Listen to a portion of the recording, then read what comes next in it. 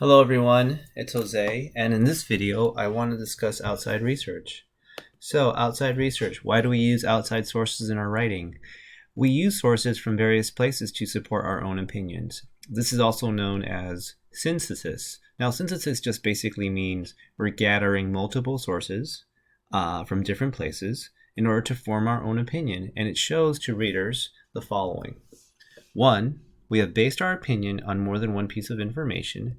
And 2, if the sources that we use are also credible and authoritative, which they all should be, they also extend their credibility to our own position when we refer to evidence that we found in them. So, by extension, it's almost like you're saying, I am an authority on this topic because I have based my argument on the authority of evidence that other people have used. As a writer, it's your job to find sources that are credible and authoritative on your topics. And that presents the main challenge of finding an outside source. How do we find a relevant, credible, and authoritative source? Now, school online databases and the internet offer valuable resources filled with hundreds of millions of sources. However, the sources in these places, they vary from quality, authority, reliability, and bias. So meaning they have very skewed opinions on the topics and the way they present arguments. So as writers and researchers, we have to learn how to distinguish online sources in terms of which are going to be more credible and to avoid the ones that are probably not going to be helpful or give us credit when we write something. So when you're looking for outside sources, here are some things that I want you to keep in mind. You want to look for sources that are credible and authoritative, meaning the source has any combination of the following. So I'm going to go down this list. The first thing you should look for is the author's credentials. What type of education, research, career, or personal experience do they have that give them the authority to speak on this topic? In other words, what qualifies this person and this source by extension to speak on the topic? The other thing you should look for is what are the credentials of the institution that wrote the source? So I want you to start favoring reports that are written by government agencies, reputable educational institutes, reputable news sources with a long standing for integrity. So sources maybe from like a newspaper that's been around for a very long time, like the Atlantic or the New Yorker or the Washington Post, and nonprofit organizations with a purpose to educate the community.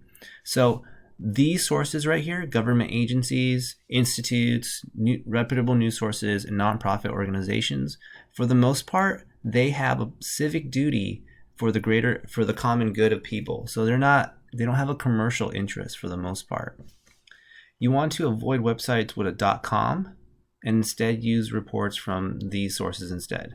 Now you can still use .com websites, but you want to be aware that they're much more biased and they're trying to sell you something. So .com means they're a commercial website, meaning they are influenced by the idea of making money, making a profit. So whatever they sell is going to be skewed by that perspective. Here's a big one. This is what distinguishes a good source from a great source. So you look for sources that have been peer reviewed, meaning that these sources only were published after they passed an evaluation of other experts in the field.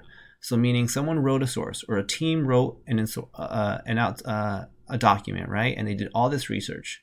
It then gets submitted to other people in the field who review that document. And if that document passes, and usually this takes a long time, then it can finally be submitted. Peer-reviewed sources, those are usually scholarly academic articles, and they cover not only the author's credentials, the fact that they're from reputable educational institutes, but they've also been peer-reviewed. So a really great source is an academic scholarly article. Those are the best sources because they have all three of these things. Here's another clear indication of a really good source. You want to find a source that has a list of references or a bibliography or a works cited page to other reputable sources at the end of your document.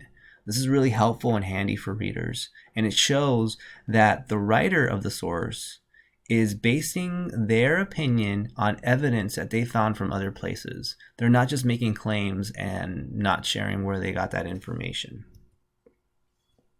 Another thing to check is how current the source is. So for things that relate to current issues, things like debates on marriage, for example, or gun control, you want to find sources that are within 5 years of those current issues, because the conversation is always shifting and changing and evolving. For online sources, you want to look for sites that are continuously updated. And you can usually see that in a page where it says updated and then the date. That's a clear indication that that source is always constantly being checked. And then the other thing you want to look for is, are sources often cited by and referred to by other people in their own writing? So these are the things you want to look for when you're finding a source. Now, the best sources have a combination of have all of these features, but that doesn't mean you can't use all sources that don't have these expectations. So a little note about minor sources versus scholarly sources. So minor sources include op-ed, so opinionated editorial articles. It's just someone's opinion. A podcast, TED Talks, and magazine articles. Now, they're good sources sometimes, but because they're good because they offer introductory context and they do offer a few insights on the topic. However, they tend to be more biased because they haven't been vetted in a peer review process for fairness. And they often rely on less thorough evidence and research to form their claims because they're written for a more general audience. Scholarly articles, what I mentioned before, academic journals, academic journal articles, government website reports from nonprofit organizations with an aim to educate, and studies reports from reputable educational institutes. These sources are the best sources. They're great. You can pinpoint the author's credentials, the institution's credentials. They have a reference page, and they've been peer reviewed. That's the key thing. So you want to pick scholarly sources over minor sources when you do your research, just because they have much more credibility in terms of any topic you write about. But sometimes these sources are still pretty good. I just want to make that note. Now, your library databases are many. Last time I checked, there were 103 databases that LBCC provides. But I wanted to pinpoint a few databases where you can find some sources online that the library provides. So one source, and we've used this before, is a comprehensive database, EBSCOhost. Now, EBSCOhost is a large source, so you have to do an advanced search, or you have to know what you're looking for. But you're going to get a lot of results as a result.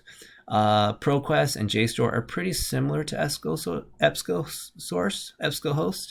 but they have their own search engine.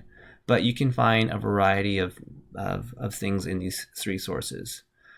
CQ Reader, Opposing Arguments, and SIRS Issue Research are also three really great library online databases where you can research sources.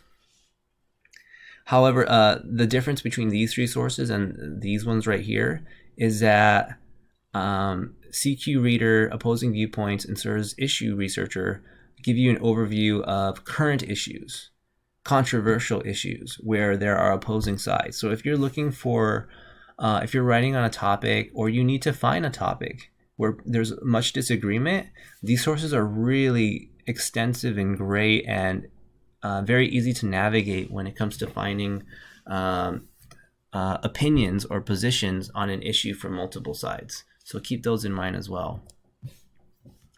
My final note, when you find a source, you want to copy the full MLA works cited entry citation and the date you access the information.